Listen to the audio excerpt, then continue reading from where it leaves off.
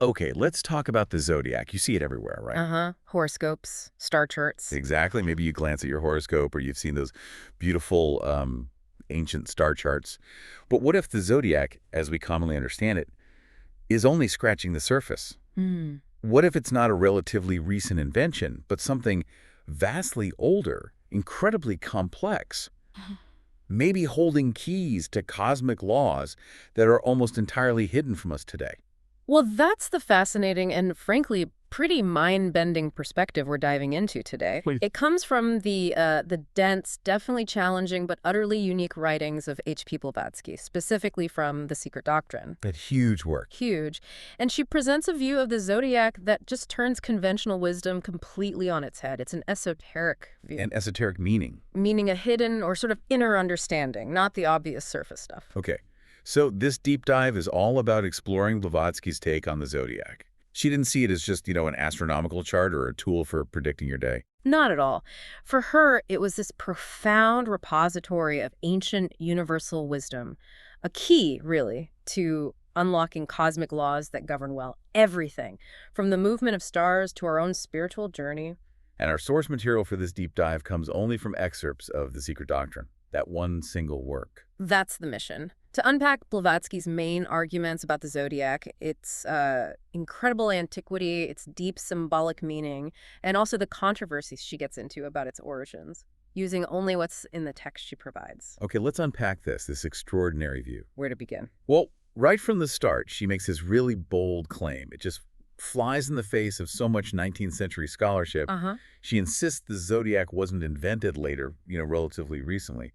For her, it's a profound system, born from the highest antiquity. Right. Something known universally across cultures that were vastly separated. She sees it not just as a star map, but as a kind of cosmic blueprint, A symbolic narrative, she calls it, an ideograph. representing the ever-recurrent periodical laws in nature, like a universal language built right into the cosmos itself. But here's where it gets tricky, according to her.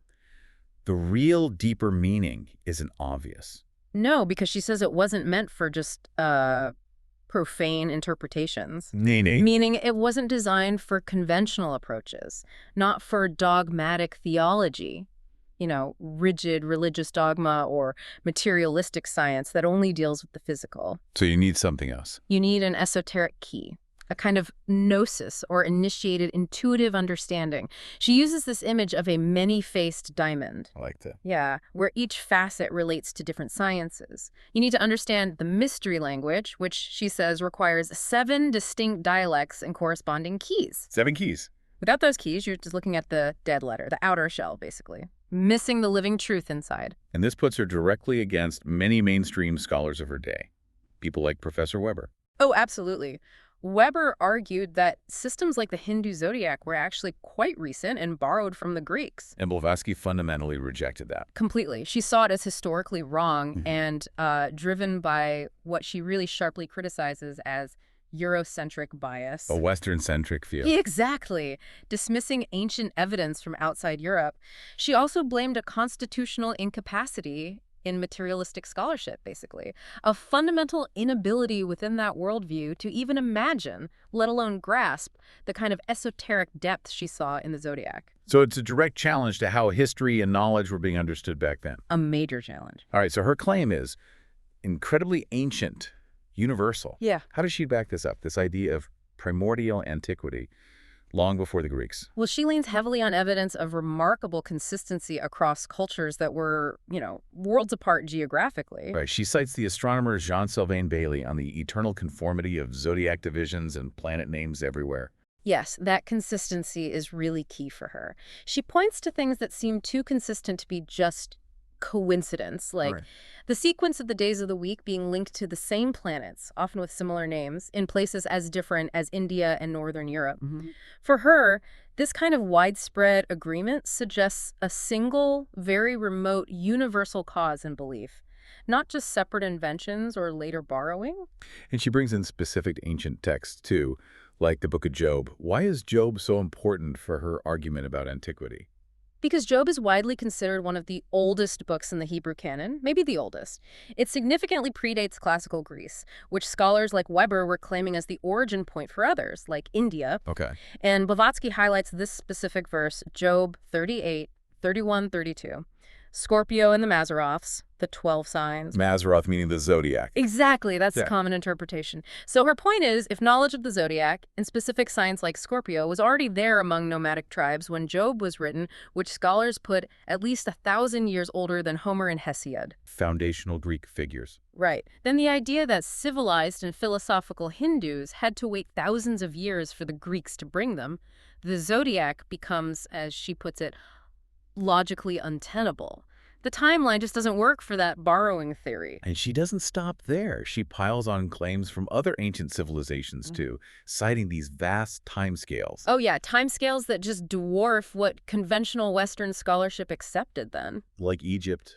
What does she cite there? She brings up figures like Simplicius talking about astronomical records stretching back 630,000 years. Wow. And Diogenes Laertius referring to calculations going back 48,863 years before Alexander the Great.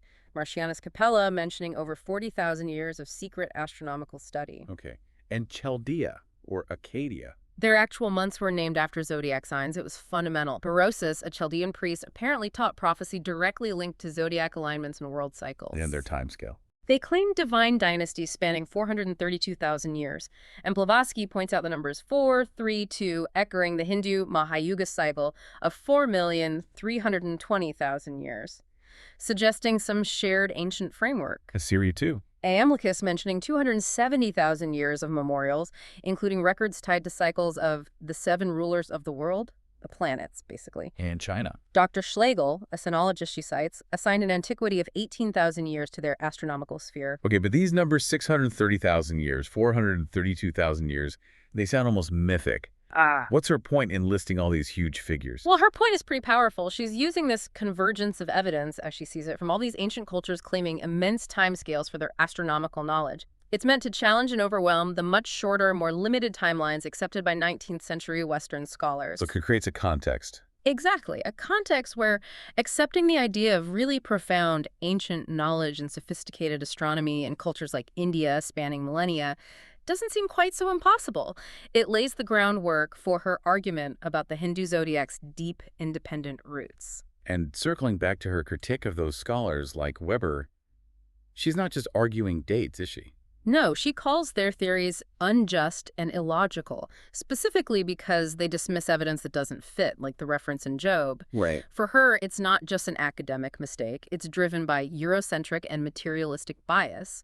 They look with one-sided views, she says, because crucially, they don't have the 7 keys needed to understand the real meaning. So their whole framework makes them incapable of seeing the deeper stuff. That's her claim. They see the dead letter, but they're blind to the symbolic cosmic truth embedded in the zodiac. Okay, so it's ancient, universal, and needs an esoteric key. Now let's get into that deeper meaning. It's not just old. She says it symbolizes fundamental cosmic laws. Exactly. These sidereal prophecies, predictions written in the stars, aren't about predicting single events in history. Okay. Instead, they reflect ever-recurrent periodical laws in nature, understood by those she calls initiates. And she mentions Kepler recognizing something similar. Yes, she points out that even astronomers like Kepler recognize the grand and universal importance of all such planetary conjunctions, which ties into ancient ideas of vast cosmic cycles like the Great Year. That's the precession cycle, right? About 26,000 years. Roughly 25,868 years, yeah. Yeah. That slow wobble of Earth's axis that makes the stars appear to shift over millennia. These huge cycles resonate with the immense time periods claimed by those ancient traditions. And she directly connects the zodiac signs to the foundations of ancient beliefs, like in the oldest theogonies. Yes, the accounts of the origins of gods. The signs themselves are fundamental symbols there. And the number 12 pops up everywhere. Profoundly sacred. Pythagoras, Philo-Judaeus, Plato's dodecahedron representing the universe. It aligns with the sun's path through the 12 signs, obviously. But it goes beyond astronomy. Oh, yeah. The 12 tribes of Israel, the 12 stones on the high priest's ephod.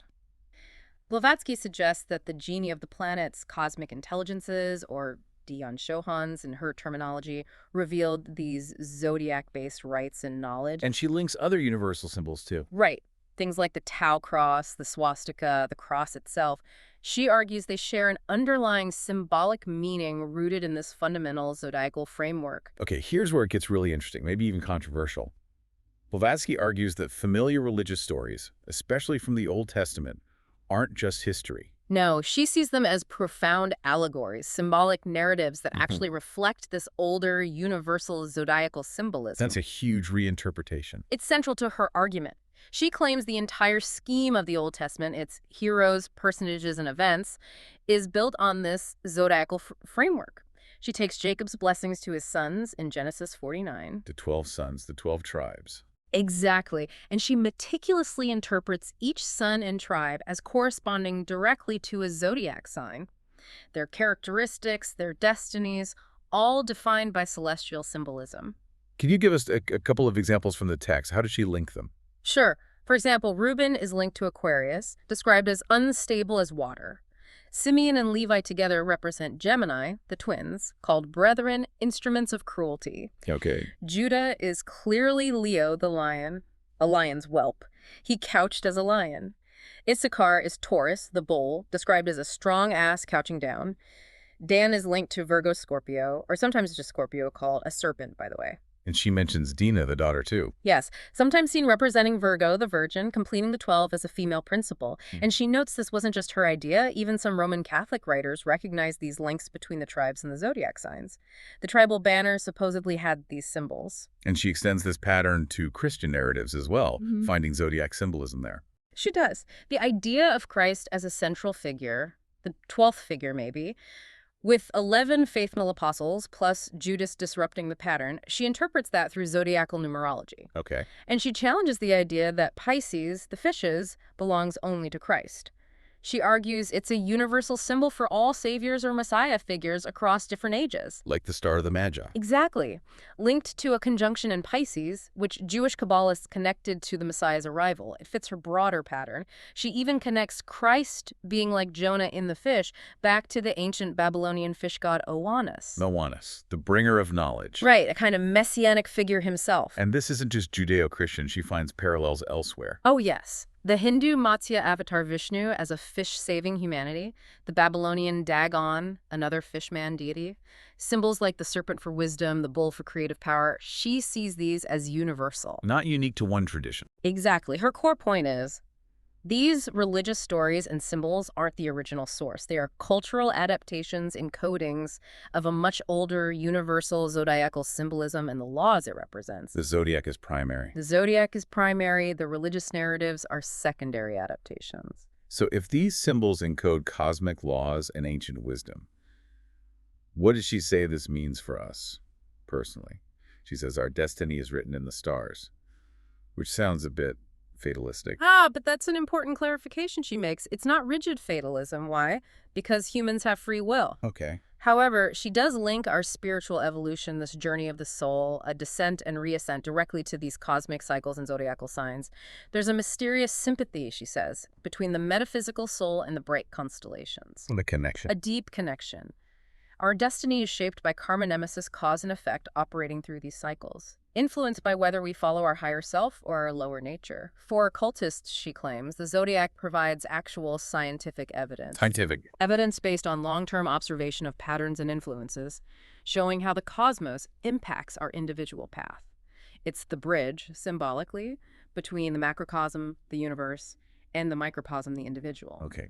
Deeply symbolic, representing cosmic laws. Right. But she doesn't just leave it there.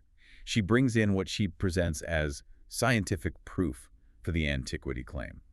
And a lot hinges on that French astronomer, Jean-Sylvain Bailly. Absolutely. Bailey's work from the late 18th century is crucial for her argument, especially regarding the Hindu zodiac, which many Western scholars back then just assumed was borrowed from Greece. Right, and Bailey's finding. His central finding, as she cites him, was that the Hindu astronomical systems he studied were by far the oldest he encountered. And importantly, that others, Egyptians, Greeks likely borrowed from India, not the other way around. Okay, that flips the narrative.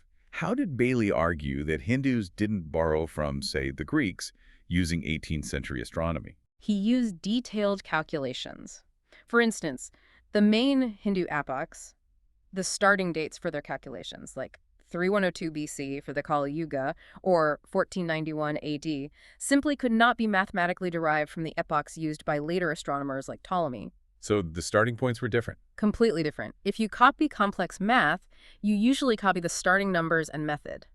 Bailey showed the Hindu homework had different starting points and methods, proving they weren't copying the Greeks. It showed independence. Because borrowing would likely mean taking the whole package, dates and all. Exactly. He also looked at average motions of planets and specific astronomical elements like the sun's highest point path, apogee, or where the moon's orbit crosses the ecliptic nodes. Getting those right takes centuries of precise, independent observation. And the Hindu ones were different. Distinct, and often Bailey found them more accurate than Greek-derived systems available then. Again, strongly indicating indigenous long-term development, not just borrowing data. And she really emphasizes that 3102 BC date, the start of the Kali Yuga. Bailey argued it wasn't just calculated backwards later. He said it was based on a real observed event. Why is that so critical? Because accurately calculating celestial movements backwards over, 4,500 years to a specific date like February 18th, 3102 BC, and having it match reality, that's incredibly hard, even now. The accuracy in the Hindu table strongly implied they had direct observations from back then, not just later theory. And Bailey had specific evidence for that observation. Yes, two key pieces that supported each other. First, a visible lunar eclipse calculated for 14 days after February 18th, 3102 BC. Bailey showed this matched later. Independent tables like Cassini's. Crucially, it would have been visible in India. An anchor point. A plausible observational anchor. Thanks. Second, a notable planetary conjunction, Jupiter, Mercury, Mars, Saturn, all close together around the same time. These two distinct events happening together provided mutual confirmation for the reality of 3102 BC as an observed date. Plus, the Hindu calculation for the moon's node at that time also perfectly fit the timing of the eclipse. Wow. Okay, that's compelling. What about the stars within the zodiac constellations themselves? Bailey looked at keen stars like Aldebaran in Taurus and Spica in Virgo within the Hindu zodiac for 3102 BC. When he factored in millennia of precession, that slow Earth wobble, Right. their recorded positions in the Hindu system for 3102 BC accurately matched where those stars would actually have been. This dated the origin of the Hindu zodiac itself to that remote period. He also noted ancient Persian guardian stars marking cardinal points around 3000 BC, and the Pleiades rising heliacally, then another ancient Hindu marker. And she even connects Hermes Trismegistus through Bailey's work. Yes. Bailey examined ancient observations credited to Hermes that showed stars about 7 degrees ahead of where Ptolemy placed them nearly 2,000 years later. Bailey demonstrated that this exact 7-degree difference could be perfectly explained using Hindu methods and their specific starting point for the zodiac, which was way ahead of the vernal equinox back then. Precession over the intervening centuries accounted for the rest. So suggesting Hindu influence or a shared ancient tradition even with Hermes. That's how Blavatsky uses it. But maybe the most powerful proof she draws from Bailey concerns the moon calculations. Tell us about that. This is really stunning. The Tiruvallur Brahmins in India calculated the moon's motion over nearly 4,400 years, from 302 BC to 1282 AD. When compared to modern tables, their calculation was off by only 9 minutes. 9 minutes. Over 4 millennia. Incredible, right? These figures came to Europe in Siamese tables, known to be Indian in origin, back in 1687, later confirmed by Cassini, a top European astronomer. For Blavatsky, this is just knockout proof of Hindu observational priority and astonishing accuracy long before Europe could match it. So Bailey's work becomes her solid scientific validation. Exactly. It supports her claim of profound antiquity and sophistication for Hindu knowledge, positioning India as a source, not a borrower, directly countering that 19th century Western bias. It's really fundamental to her whole argument then. Absolutely. If she can show, using a respected Western astronomer's analysis, that the Hindu system was demonstrably ancient, sophisticated, and independent, it lends huge credibility to her broader claim about India holding keys to primeval wisdom overlooked by the West. So to sum up her refutation of the Hindus borrowed from Greeks idea, she uses Bailey's points. The independent starting dates, the unique calculation methods, the reality and accuracy of that 3102 BC observation, and those amazing moon calculations. Right. All of it makes the idea of just copying such complex observation-based data from a later source seem, well, illogical and chronologically impossible to her. And she adds that cultural layer too, didn't she? Mentioning people in India still using zodiac deity names for months in her time. Yes, the Malayalam speakers. Her point is, Why would they ditch their own ancient, seemingly deeply rooted tradition for a foreign, supposedly recent one? It just doesn't make cultural sense. It strengthens the case for a native tradition. It does. And remember, refuting this borrowing narrative isn't just about history for Blavatsky. It's crucial for her whole philosophical project. She's trying to reassert the originality and importance of Eastern wisdom. Which she felt was being dismissed. Unfairly dismissed or twisted by the West. India, in her view, isn't a passive recipient. It's a repository and disseminator of primeval wisdom.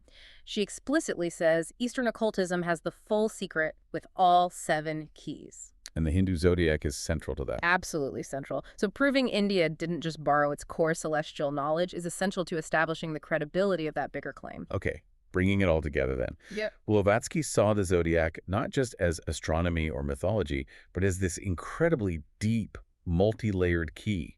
Understanding cosmic laws, evolution, our own spiritual path, it really challenges how we think about the age and source of knowledge. It certainly does. It's that symbolic bridge, again, linking the macrocosm, the cosmos with its laws and constellations, to the microcosm, the individual human soul, revealing that mysterious sympathy she talked about, tied to karma, tied to vast cycles.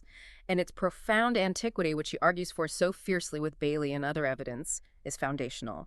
That age gives it the authority to encode these deep laws.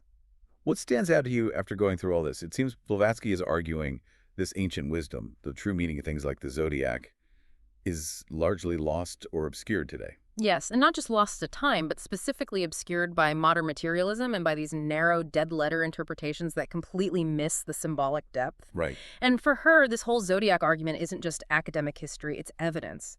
Evidence for her much larger claim that this ancient, universal, esoteric tradition actually exists, holding the master key to understanding reality itself. The Secret Doctrine, she believed, was offering a glimpse, a part of the sacred wisdom science.